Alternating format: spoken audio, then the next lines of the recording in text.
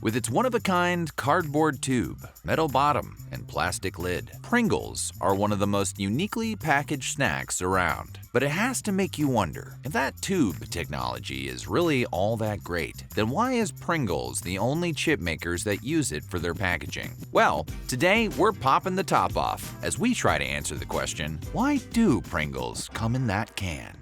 But before we get started, be sure to subscribe to the Weird History Food channel. After that, please leave a comment and let us know what other celebrated snacks you want to see featured. For now, you say potato, I say potato. You say Pringles, and I say, well, Pringles. Back in the 1950s, the Procter & Gamble Corporation was dipping their toes into just about every product type a consumer could want at the time, from toothpaste to toilet paper, to fabric softeners to diapers. If you could find it in the home, P&G wanted in.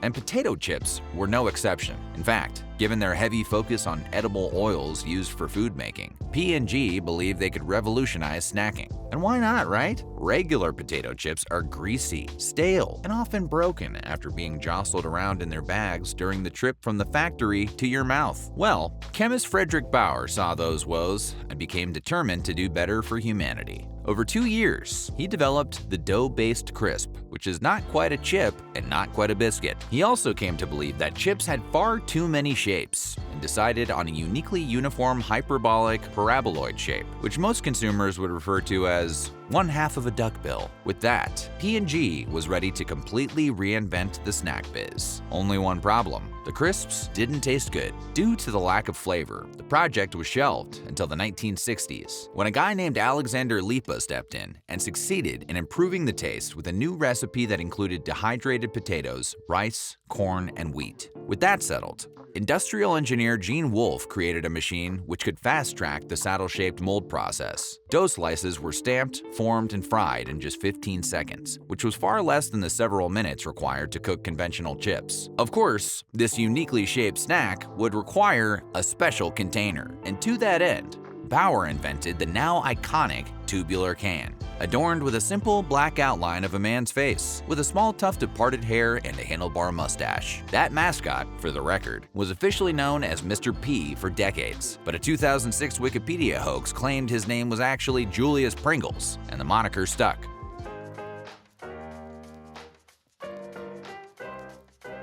P&G's revolutionary new potato chip debuted in 1967 as Pringles Newfangled Potato Chips, a name that was eventually shortened to just plain old Pringles. The source of the name remains unknown, but it may be related to Mark Pringle, an inventor whose work was cited in a related P&G patent. It could also be derived from the address of two P&G advertising execs who lived on a Pringle Drive in Ohio, and there are a few other theories. Whatever the case, the initial response to Pringles was lukewarm. The early 1970s would see the release of sour cream and onion and barbecue varieties. But by 1975, P&G had invested roughly $70 million into the launch, and consumers still weren't biting. In fact, it wouldn't be until the 1980s that Pringles would finally gain traction with consumers. There are those that believe the change was due to the Fever for the Flavor of Pringles campaign, but we wouldn't rule out that it was the ad featuring a hunky, albeit still unknown, Brad Pitt that did the trick. Seriously, that man looks fantastic eating potato chips. Anyway, Pringles first went on sale in Indiana in 1968. Distribution then expanded gradually until 1975, at which point the product was finally available across most of the United States. The bad times, however, were far from over. Rival snack makers hated the idea of P&G calling their creation chips, since they don't fit the standard definition of a potato chip. Their arguments caught the ear of the FDA, who ruled Pringles could only call themselves chips if they agreed to emphasize the dried potato ingredient used in the recipe on the label. Deeming the option a graphic design nightmare, P&G decided to refer to them as crisps instead.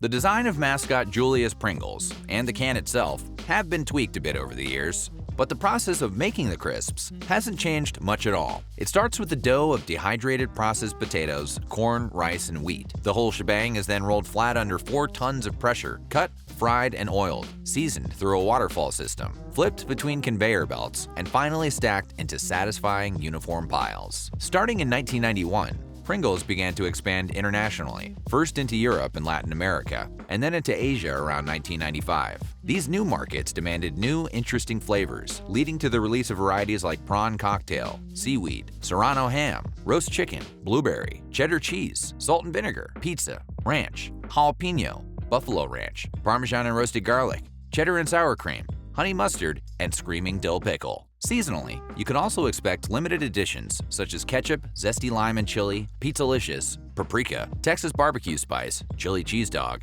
Cajun, onion blossom, mozzarella cheese stick, Mexican layer dip, peppermint white chocolate, cinnamon sugar, and of course, pumpkin pie spice for those autumn months. So what's the deal with that can? Virtually every other potato snack product, and most snack foods in general for that matter, come in bags. So why did Pringles, and Pringles alone, opt for the can system? Well, it all starts with Frederick Bauer, who designed the Pringles canister at the same time he was designing the saddle-shaped hyperbolic paraboloid crisp. You see, Bauer knew that potato chips were fragile and easily broken when stored in bags. He believed that stacking them in a tube would keep them all the same shape and protect them from shattering, offering a unique opportunity for consumers to purchase a product where all chips were consistent and whole all the time. This was, without a doubt, a revolutionary concept for the snack aisle, and Bauer didn't make the decision lightly. He spent 2 years of his life refining the shape and the container, only putting the project down when he failed to find a way to enhance the flavor of the chips. Luckily for him, when P&G did finally crack the flavor problem, Bauer's invention found its way back into the mix. And it's no wonder they did. That can allows Pringles to be packaged, sealed, tested, and shipped in a process that takes just 20 minutes. It prevents the chips, excuse us, crisps, from being broken, while allowing Pringles to stand out as a unique offering amongst its bagged snack neighbors in the supermarket aisles. And best of all, the metal bottom can be drummed on, which is reportedly what inspired the brand's famous "Once you pop, you can't stop" slogan. Bauer considered that container to be one of the proudest achievements of his life, and when he passed away in 2008, he requested that portions of his ashes be stored in a Pringles can. His children chose to honor that wish, ultimately opting for an original flavor can. For the record, modern Pringle cans still use the same design as Bauer's original, but are made with mostly recyclable materials.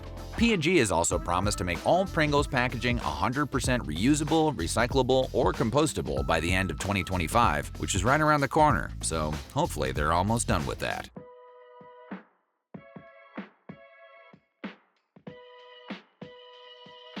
While the one-of-a-kind snack has enjoyed exponential growth over the years, Pringles has hit a few bumps in the road along the way. Remember when we told you that thanks to the FDA, Pringles aren't legally allowed to be labeled as chips, so they rebranded them as crisps? Well, that caused some problems in the United Kingdom, where the standard word for American chips happens to be crisps. Long story short, that branding meant P&G would have to pay a value-added tax on potato crisps and potato-derived snacks. Not wanting to pay that tax, Pringles began a lengthy legal battle in the British courts starting in 2007, and in 2008, they convinced the London High Court to rule that despite the language on the can, Pringles were not actually crisps. According to the court, Pringles did not contain enough potato to have the quality of potato-ness, a word we weren't aware existed before today, but will now try to work into our everyday vernacular. In addition to the ingredients, the court felt the snack's unconventional shape set them far enough apart from actual crisps that a distinction should be made. The result was that Pringles could no longer be called crisps, but also didn't have to pay the tax. Until 2009, that is, when the Court of Appeals reversed the decision and ruled that Pringles were indeed potato-based crisps, forcing P&G to pay $160 million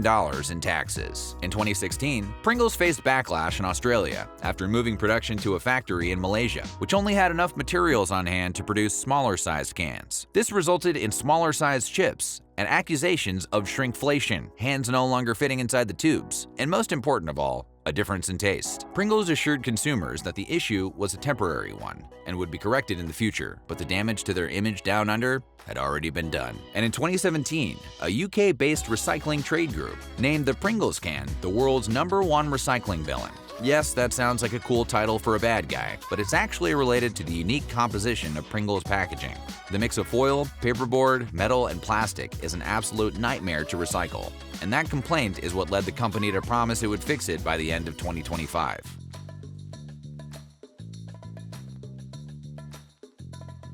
Despite the problems, by 2012, Pringles was the fourth most popular snack brand globally after Lay's, Doritos, and Cheetos. That's probably why in May of that year, Kellogg's officially acquired the brand from Procter & Gamble for $2.6 billion, making Kellogg's the world's second-largest snack company, behind only PepsiCo. Today, you can find Pringles in more than 140 countries, boasting new localized flavors such as piri-piri chicken, salt and seaweed, eggs Benedict, crab, and believe it or not, hot dog.